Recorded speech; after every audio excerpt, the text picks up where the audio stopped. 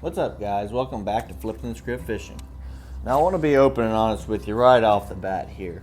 This day I did not do very well, but I figured out something that could help you out, and I know I'm going to use here in the future.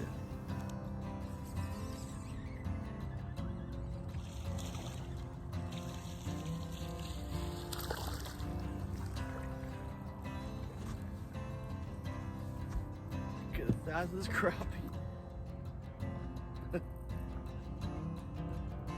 Really shallow. It's literally 2 feet of water on the grass. That's a big crappie.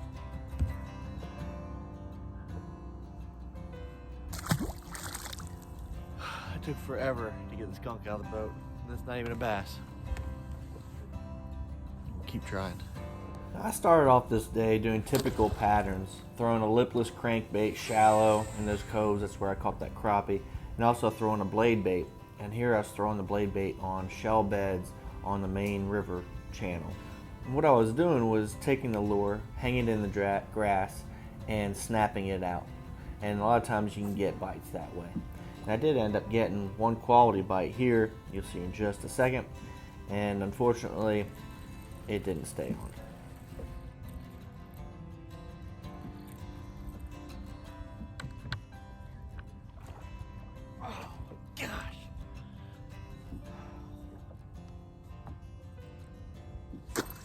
I tried these techniques for a couple hours with little to no success, especially for catching bass, even though I had that one come off. So I decided to experiment with something. Now this was an idea I'd had this summer. If you recall the video I did with Heath in the middle of the dog days of summer. Now I had remembered that I wanted to try this in the winter months, so here I am trying it. I had a good feeling that it would work, and it didn't disappoint.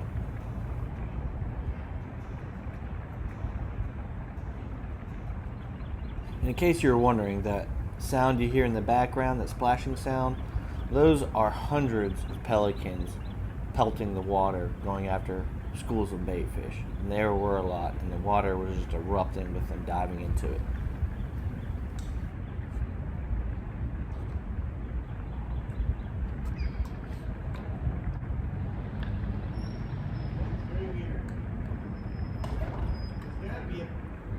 There's a bunch of fish stuck in that little area. When the water went down, they can't get out. And the fish are just, the birds are just having a feeding frenzy. Is that possibly true? I didn't see you there. Is there fish stuck in that hole over there? I doubt it. It's kind of it makes a horseshoe. It's pretty deep right there. Oh, is that okay? Yeah, we're trying to figure out what's going on over there.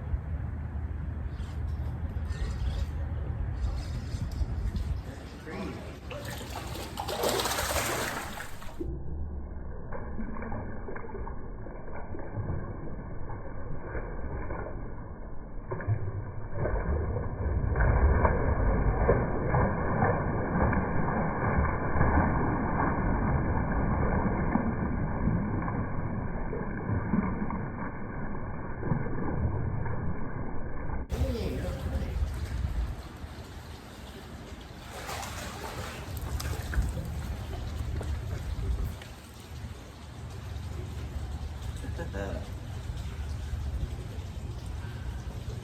that. Just tried a new thing. Decided to NEKO rig a little swim bait. First cast, got myself a keeper. Nice fat one too. Good deal.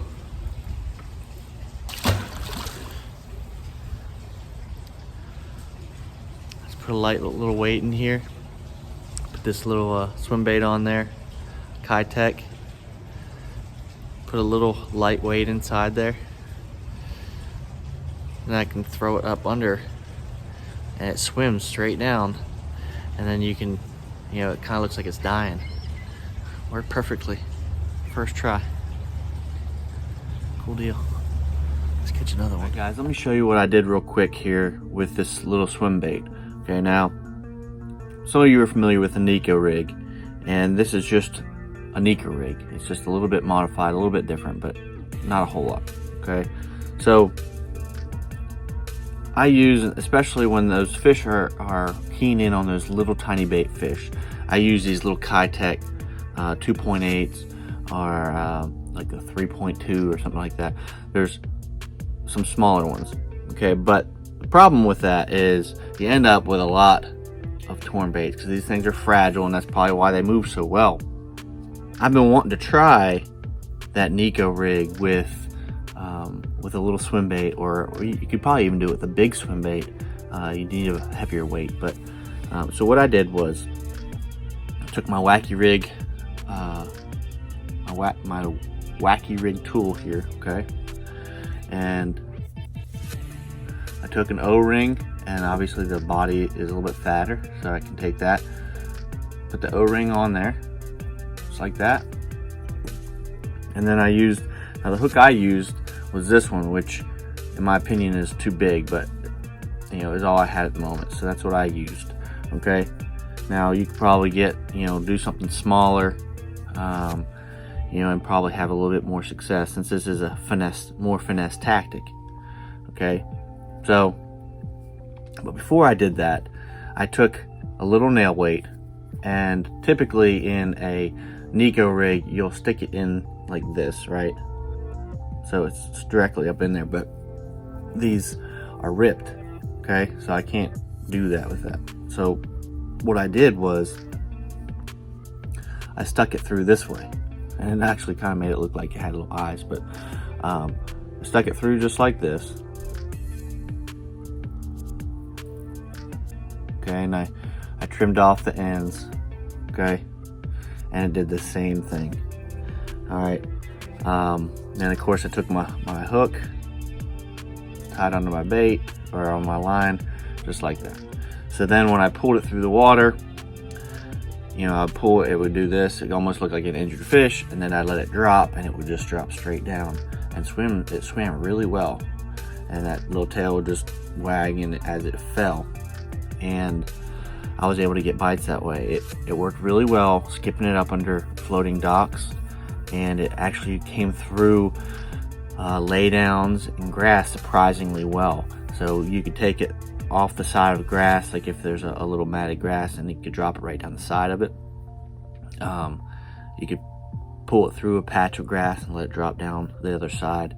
You could pull it over a limb or through a laydown of some sort, or over a stump, and then just let it drop on the other side, and it would drop vertically straight down.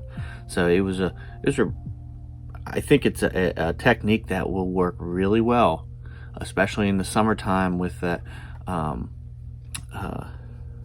when they're on that vertical structure.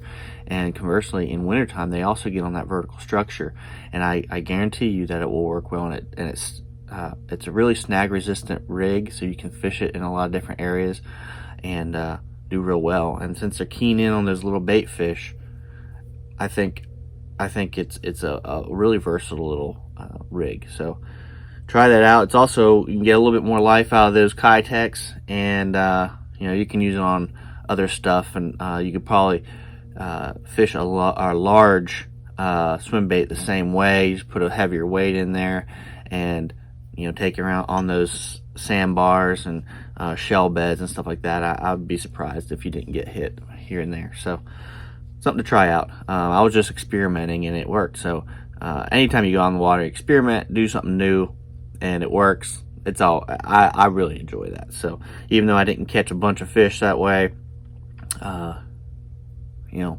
kind of it's another tool I could use. So when I come in contact with a scenario I don't know what to do, this could fill that void. So try that out, and let me know if it works for you. So here I tried the lipless crankbait and an A-rig shallow again, and had no success. So I decided I'd pick up that little swim bait NEKO rig and throw it up around these laydowns and stuff, and immediately I had some success.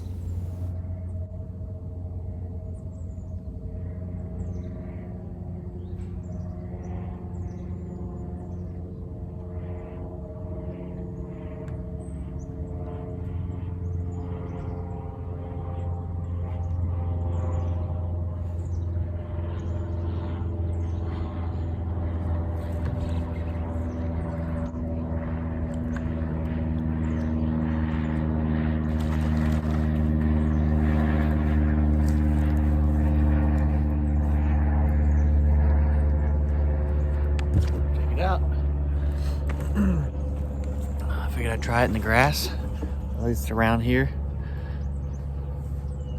They eat it. NEKO RIG swim bait. Well, it wasn't a keeper, but still. This was definitely a stingy day as far as fishing goes. I didn't get many bites, but I did figure out a new technique, something I can use in the future. And it's always good to have those extra tools in your repertoire. Now, after this trip, I got a chance to go down the Gulf Shores and we had a blast. So stay tuned for those videos. Yep. That's a foggy wrap. It's crazy. It's pretty neat, isn't it? Gotta be careful though. Alright. Well, that's a wrap.